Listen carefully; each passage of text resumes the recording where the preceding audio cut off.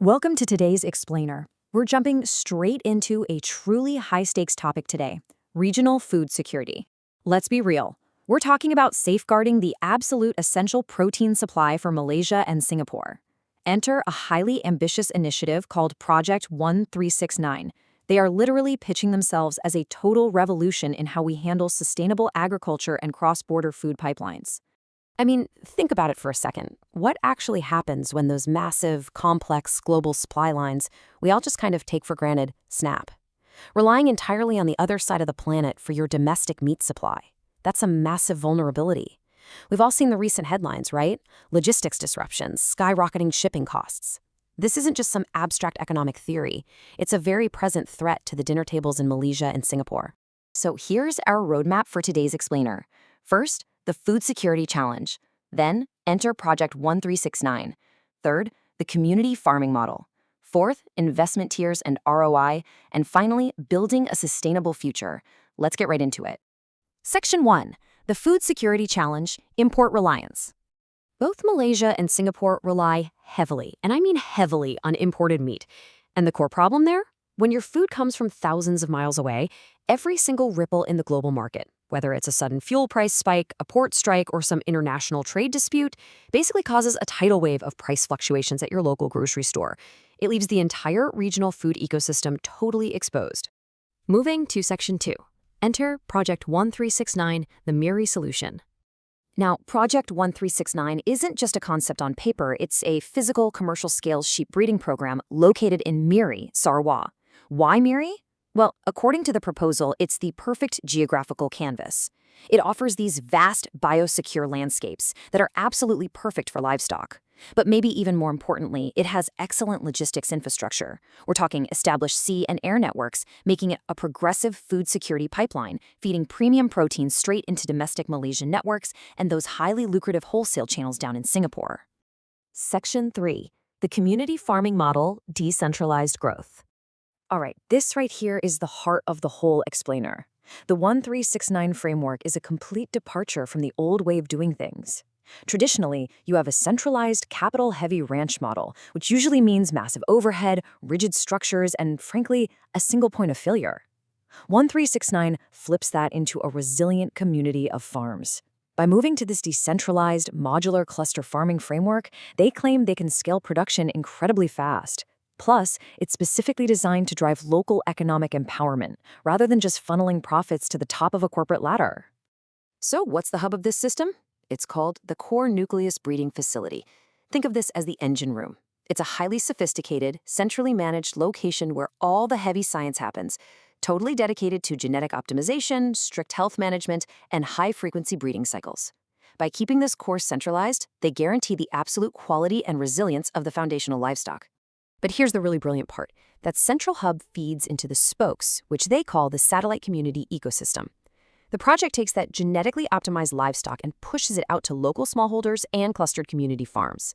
They empower these local farmers with great sheep, strict standard operating protocols, and access to premium feed. This decentralized community framework means they can expand their footprint rapidly without taking on the crushing overhead that usually kills large-scale farming startups. It's a real game changer. And you see this philosophy translated right down to the physical farm layouts through some really efficient, modular space planning. They're seamlessly integrating high-yield pasture, using stuff like Napier grass and supplemental crop blends directly alongside modern elevated shelters. The source material points out that this specific layout maximizes animal welfare, ensures rapid weight gain, and drastically minimizes the environmental footprint of the whole network.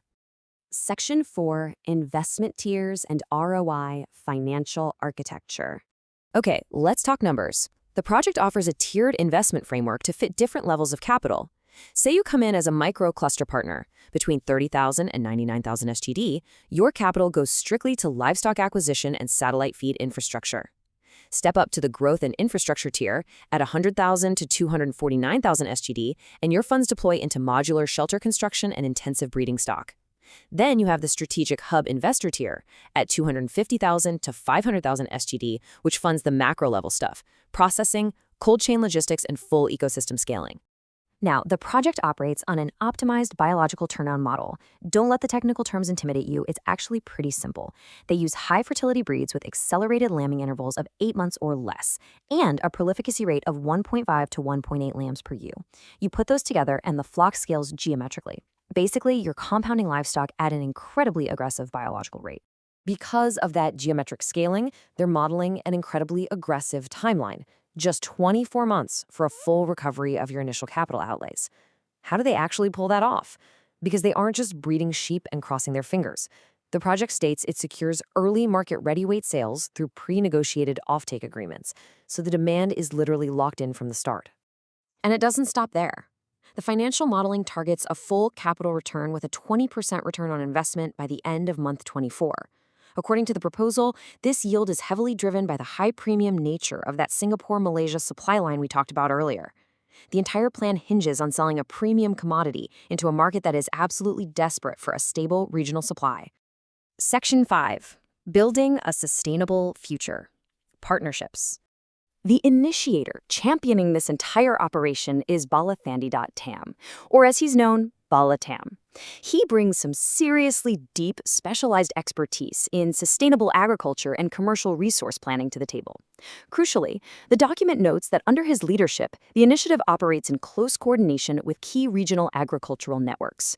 This ensures a really strong alignment with local developmental frameworks and gets that essential community support needed in Sarawak. Right now, Project ONE369 is actively looking to fill 3 specific collaboration buckets. First up, financial investors looking for high-yield, tangible assets with strong ESG impact profiles. Second, agricultural technology partners. They want specialists in automated feeding systems, veterinary diagnostics, and smart farm telemetry. And third, supply chain operators, the cold chain logistics experts who can streamline the flow of this meat directly into Kuala Lumpur and Singapore. So we'll leave you with this final question today. Are you ready to invest in the future of food security? This explainer has mapped out exactly how the source document envisions community-driven agriculture reshaping an entire region's supply chain. The proposal points potential investors to balatom.com or ONE369.link to explore securing an allocation position. But regardless of this specific project, it leaves us with a pretty compelling thought. Will these decentralized community-powered hubs become the new global standard for how we secure our most vital resources?